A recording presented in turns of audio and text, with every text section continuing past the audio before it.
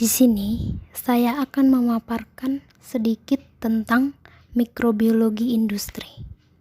Sebelumnya, perkenalkan, saya Siskayana Situmorang dengan NIM 2213091001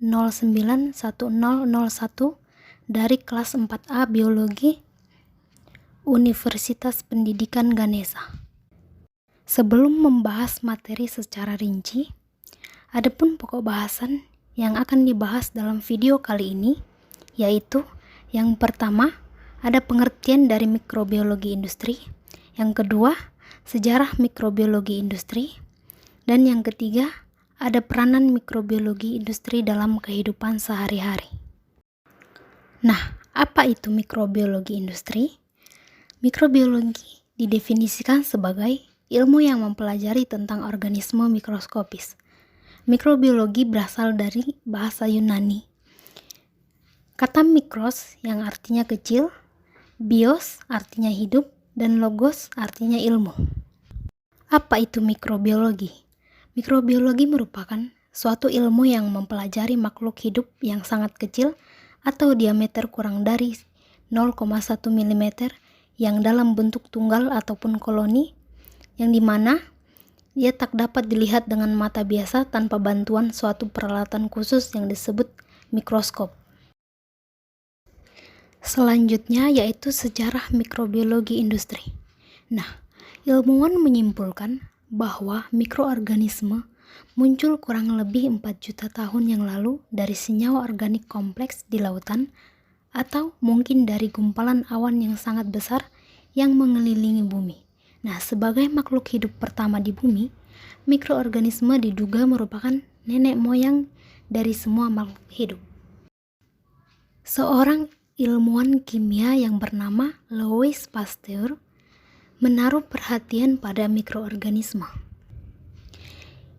Ia menemukan bahwa mikroorganisme terbawa debu oleh udara dan ia menyimpulkan bahwa semakin bersih atau murni udara yang masuk ke dalam bejana, maka semakin sedikit kontaminasi yang terjadi. Salah satu alasan mengapa Pasteur ingin menentang pendapat generatio spontanea adalah keyakinannya bahwa produk fermentasi anggur merupakan hasil dari mikroorganisme yang ada, bukan fermentasi menghasilkan mikroorganisme sebagaimana yang dipercaya pada waktu tersebut. Kemudian, perkembangan mikrobiologi pada abad ke-20.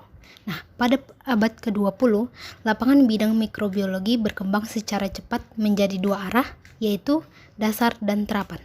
Nah, pada bidang terapan, kemajuan praktis yang dibuat Koch mengarah pada meluasnya perkembangan dalam bidang kedokteran dan imunologi.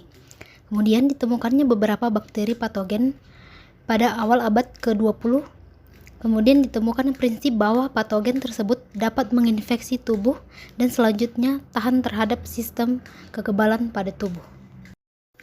Selanjutnya yaitu peranan mikrobiologi industri dalam kehidupan sehari-hari.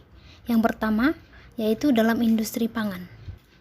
Banyak orang menduga bahwa mikroorganisme membawa dampak yang merugikan bagi kehidupan hewan, tumbuhan, dan juga manusia, yang misalnya pada bidang mikrobiologi kedokteran dan fitopatologi, yang banyak ditemukan mikroorganisme yang patogen yang menyebabkan penyakit dengan sifat-sifat kehidupan yang khas. Meskipun demikian, masih banyak manfaat yang dapat diambil dari mikroorganisme tersebut. Salah satunya adalah dengan memanfaatkan mikroba sebagai bahan pangan industri.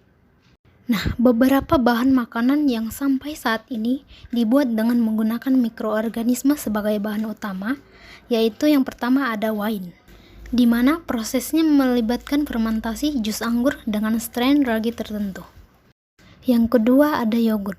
Terdapat dua bakteri utama yang membantu proses fermentasi yogurt, yaitu Staphylococcus thermophilus dan Lactobacillus bulgaricus. Lalu yang ketiga ada keju, di mana proses pembuatannya menggunakan 3 tahap utama, yaitu pengasaman, pengentalan, dan persiapan sebelum pematangan. Kemudian yang keempat ada mentega, dan yang terakhir ada nata de coco. Kemudian, peranan mikrobiologi dalam industri obat-obatan. Produksi farmasi dunia, termasuk antibiotik, steroid, vitamin, vaksin, asam amino, enzim, dan hormon manusia dilakukan dalam jumlah besar oleh mikroorganisme. Kemudian, peranan mikrobiologi dalam industri kimia. Mikroorganisme memiliki peran penting dalam industri kimia, tidak hanya sebagai parasit tetapi juga memberikan manfaat dalam proses fermentasi produksi. Selain itu, mikroorganisme termasuk bakteri, jamur, dan kamir berperan dalam penguraian minyak bumi yang tumpah ke laut serta mengurai zat-zat toksik yang di sungai atau laut. Lalu yang terakhir yaitu peranan mikrobiologi dalam pengolahan limbah industri. Industri selalu menghasilkan produk samping yang merupakan sisa hasil produksi. Nah, sisa hasil produksi tersebut yaitu limbah yang tidak semua industri bisa mengolahnya dengan benar. Terkadang ada industri yang hanya membuang limbah hasil produksi begitu saja tanpa melalui proses pengolahan terlebih dahulu yang membahayakan lingkungan sekitarnya. Dalam dunia mikrobiologi, banyak sekali mikroorganisme yang mampu mendegradasi limbah industri tersebut. Baiklah, itu saja materi yang bisa saya jelaskan mengenai mikrobiologi industri.